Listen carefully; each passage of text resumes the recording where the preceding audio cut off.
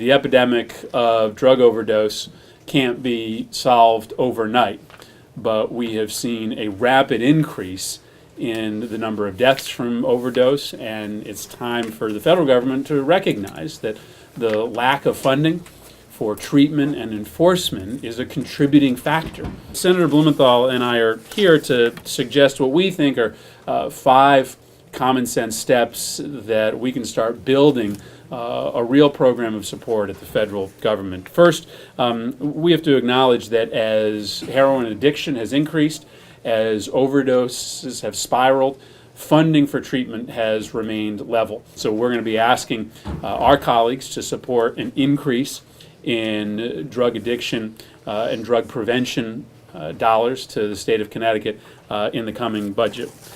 Second, we need more support for law enforcement as well. Third, we're calling for increased prevention focused on the intersection between heroin abuse and prescription drug abuse. Often you see tremendous intersection between people who are abusing prescription drugs and are using heroin.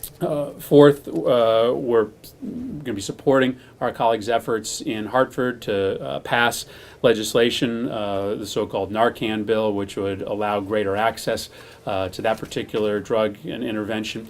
And then fifth, we're encouraged by some local collaborative efforts that have sprung up all around the state that we think are really making a difference. When we see somebody in the emergency department, it means there's a real problem in the community. Right? Either it means things have really blossomed, or there is something else in the drug stream, as it were, that is much more potent. And either that's the potency of the heroin, or, as already been mentioned, other things that have been adulterated into it, including the very potent fentanyl, which is about 100 times as potent as morphine.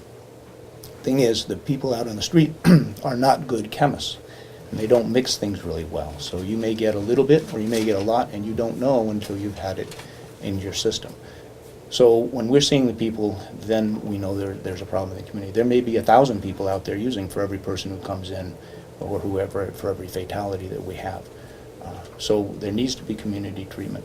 And as already been mentioned, one of the pathways for this problem is often through prescription drug abuse, and that's that's a societal problem. That's how we as physicians prescribe medications. It's how we treat pain. It's how people who are coming in with pain demand medications, and so it's going to be an important partnership. But I think these steps, especially getting some support out there for harm reduction and keeping people alive to get into treatment, is going to be a real important one. This kind of effort requires sustained, patient, committed effort and partnership among communities, not just one day when this issue is in the headlines, but over a course of days, months, years, such as the great professionals here are giving it. They know firsthand from being in the trenches the toll taken by heroin addiction.